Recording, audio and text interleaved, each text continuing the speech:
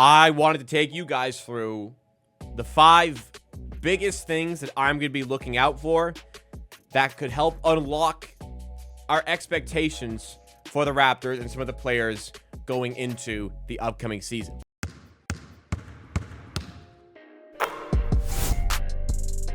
So 6 games, pretty solid sample.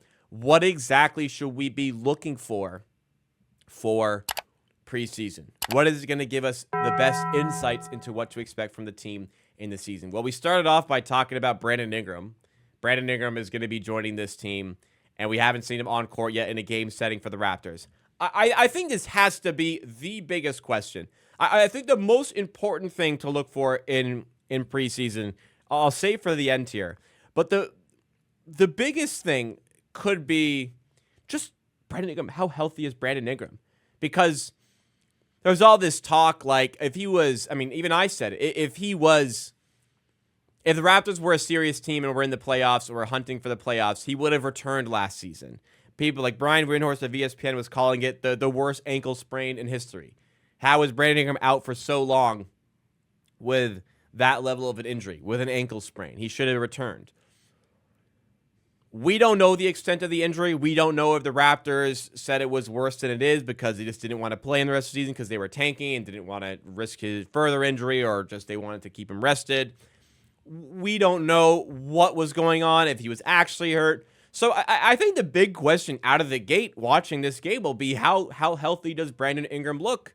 It has been, even if like he's healthy, it's very hard, even in practice and, you know, playing a game like Team Black against Team Gray at Raptors practice. It is. I would say it's impossible to simulate what an actual game feels like. I played like decently high level sports, and as much as you could practice, work on your conditioning, you could never fully replicate an in-game environment. And we'll have to see how healthy Brandon Ingram looks, and like how, like, does he look in rhythm? Does he look comfortable out there? That's going to be, I think, the first thing that becomes apparent, and the first thing that I see as we go into preseason for the Raptors here. How healthy is Brandon Ingram? How good does he look? I think he'll look fine, but I'm very curious to see there. Spartan Thorne brings up another good point about Brandon Ingram in the chat. He says, also how Brandon Ingram plays. Will he shoot more? Will he be more of a passer than we thought? How will his two-man game with Scotty look like as well? More great things as well alongside Brandon Ingram. I think the biggest thing is his health, but absolutely other things to consider. How will the Raptors deploy Brandon Ingram differently? And another small thing I would look at as a subsection to this is what's like the distribution of mid-range shots, or like 2-pointers or 3-pointers. Are we going to continue to see an upgrade in volume like we started to see last season with the Pelicans? All important things. Brandon Ingram's health, though, above all else for him specifically. Next thing that I want to be looking for here is, I mean, in general, there is a very large battle, no pun intended, for minutes off the bench. Bobby Webster said it in his media availability going to the season that he's very excited to have this competition for these bench positions now. I feel like the Raptors, I say this all the time, I don't think they have a top-heavy bench, but I think they have a very deep bench. I think there's like 13 or 14 like quality players who, and that's 8 or 9 guys specifically vying for 4 or 5 spots off the bench. I mean, maybe if Darko stretches it to 11 for the season, that's 6 spots. There's going to be at least 2 or 3 players, at least, could be 4 or 5, who feel left out, who feel like they deserve a rotation spot, but won't be able to crack it because there's just a lot of competition for these positions. I could go for like a lot of these guys and who I think get these rotation spots, but the specific battle that I'm looking for, it's actually not Jameson's battle. It's actually, somebody mentioned in the chat here by Gremlin Alde, who says, Grady about to cook tonight.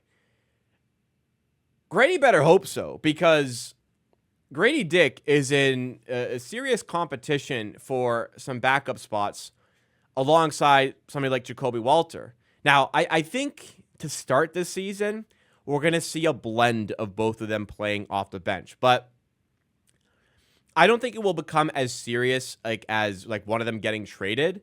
But like you look at last season, obviously Emmanuel Quickley was a starting point guard. But beyond that, you had Jamal Shed and Davion Mitchell vying for the backup point guard minutes. And it was kind of a competition to see who would get those backup point guard minutes. In preseason, David Mitchell kind of won out, but as the season went on, it got more and more towards Jamal Shead. Eventually, the Raptors traded David Mitchell, and now we really like Jamal Shead. What is going to be the hierarchy here? I think to start, you have to give Grady Dick respect as like one of your starters from last season.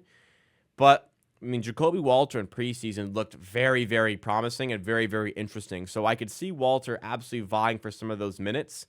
And I don't think it's going to be like super simple to play them on the floor at the same time. I know there's spacing there, but perhaps a little bit of a lack of defense, especially on the side of Grady Dick.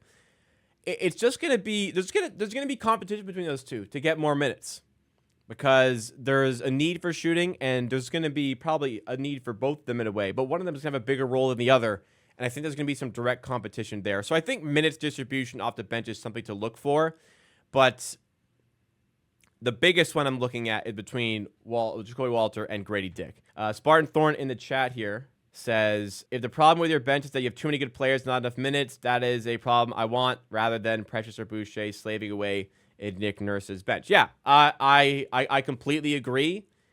It's a good problem to have. You know, the Raptors have entered some seasons in the past with like having to play. Basically, they had like two guys off the bench who I liked and thought were like worthy of NBA minutes, and then they'd have two guys playing off the bench who were not NBA caliber, like a Malachi Flynn or like a Prince Achiuwa. Guys like we literally just don't have anybody else to play, so we have to play these guys, right?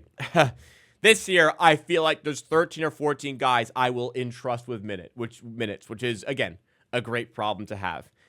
Going further down the bench, or maybe like still going with the bench for my third thing I want to look out for here. The signing of Sandro Mamukelashvili adds a brand new dynamic to the bench and to the Raptors they haven't had in a lot of the previous years, and that's a potential floor spacing big. Mamu provides just that difference to Jakob Poeltl. I really like Jakob Poeltl, and I don't think that his shooting is necessarily problematic. Like, you know, Jakob Poeltl's really good. If he can't shoot, like, you should look to alleviate those constraints in other ways. You shouldn't be blaming Jakob Poeltl for that. You should look, how can we make this work because he's such a good player? But it does add the different dynamic off the bench for a big.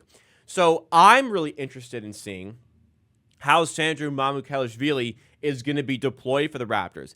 Is it going to be predominantly as just firmly Jakob Poeltl's backup? If Jakob Poeltl's off the floor, the big coming off the bench is Sandro Mamukelashvili, Mamu. Or are they going to experiment? And I very much hope, because it's preseason, I very much hope we do see some experimentation for this.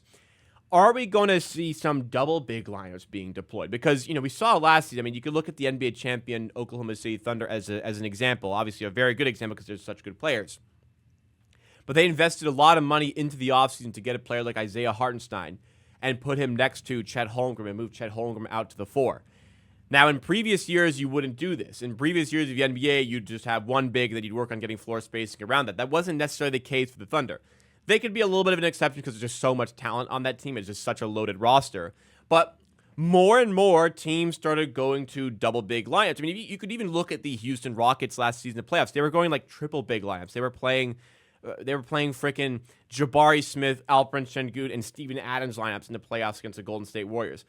It is becoming it's coming back into fashion to have these double big lineups. And I think it would be a waste to not have some trial and error, at least in preseason, at least some sort of trial of seeing Mamu next to Jakob Poeltl, because I do think there will be lineups in which that could work out for the Raptors. Now, the key to Mamu finding a role on the Raptors in this competitive bench, which we've already discussed, in years past, we have signed people who have good shooting on previous teams, good shooting numbers, and we ask them to come in and be like, hey, we're a team that doesn't have a lot of floor spacing. We need you to take on the bulk of that role. Is he going to do it? He's got to knock down his shots. He's a career 35% three-point shooter. Last season, he shot 37% from three. Granted, the season before, he shot 30% from three on the exact same team. We don't know what it's going to be. If he's shooting 30%, he's not a player that's going to help us very much. If he's a player that's shooting 37% from three, well, this is a player that's going to help the Raptors a lot. So we'll see what sort of role they want him in. But is he predominantly the backup, or do we envision some double big lineups? Excited to see that. Number 4 to look out for. This one's pretty large as well, but we've seen glimpses of it in Summer League. We've seen glimpses of it from college and tape we've seen from college. But how NBA ready is Colin Murray Boyles? Now, from the scrimmage we saw between, the inner squad game, we'll call it, where the Raptors had, that was open to the public, reporting from that game is that Colin Murray Boyles looked really good. Really good. In Summer League, we saw glimpses. And I felt like at times he was underutilized in Summer League. We didn't see enough of Colin Murray Boyles with the ball. But a big question I have that is going to get revealed fairly quickly in preseason is how NBA ready is he? How NBA ready is that three-point shot? How NBA ready is he defensively when he's going up against bigger players? How NBA ready is he on offense when he's no longer has the ability to just bully people in the paint like in college ball? He was great at that. He drew fouls like a machine because he was so much bigger than people. It was very tough to contain him. Now he's in a league where everyone's as big as him. What has he worked on? What has he done to his game to make him more NBA ready? Has he added some more handles? Has he added some more shooting? Is it a combination of both? We'll have to wait and see, but I imagine he has been extremely hard at work in the summer to get himself ready for this NBA season. What has he done to become NBA ready? Because again, it goes back to the bench. If some of that stuff isn't there, there is a lot of competition to take those minutes away. Fine for a rookie. Hey, it'd be fine. If he had to go to the 905, that'd be fine. I'd prefer if he just was really good and played in the NBA. Will he lose his minutes to other players? Maybe he will, but he's a rookie. That's fine. He can work on his game. But hey, it would be really sweet if he was just great out the gate, and we don't have to worry about that as well. So we'll see what sort of NBA readiness levels he does have. We're going to get very good hints of that in preseason. Now, I said I'll leave it to the end, the most important thing. This is the most important thing for the Raptors. Obviously, the most important thing is how good does your best player look. Your best player is Scotty Barnes. Your centerpiece is Scotty Barnes. How good does he look? He had a great rookie season, then a bit of a down second year. He had a great third year, was an all-star, then he had a down fourth year. He regressed a bit last season. It's okay. He did.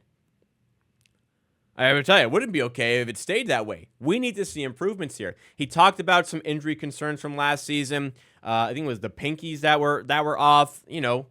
Small things, but hey, if both your pinkies are injured and you can't grip the ball properly without thinking about it, you can't shoot the ball properly without thinking about it, that's just something on your mind that isn't helping your game. I don't know what it is. He's got to know last season wasn't his best. He's got to know his max contract is kicking in and there is a new expectation on the player. He's got to know, and all the communication suggests this, that he is aware. He's the main man. He's the leader of this team. He has to step up. He dictates where this team likely is going to be going. So as a result of all that, we need to see how good Scotty Barnes looks. Where has the work gone in the offseason, and has that work paid off? Because if we see Scotty Barnes at new levels and at his best, he is going to, this team essentially is going to go as far as Scotty Barnes can take them. That's it.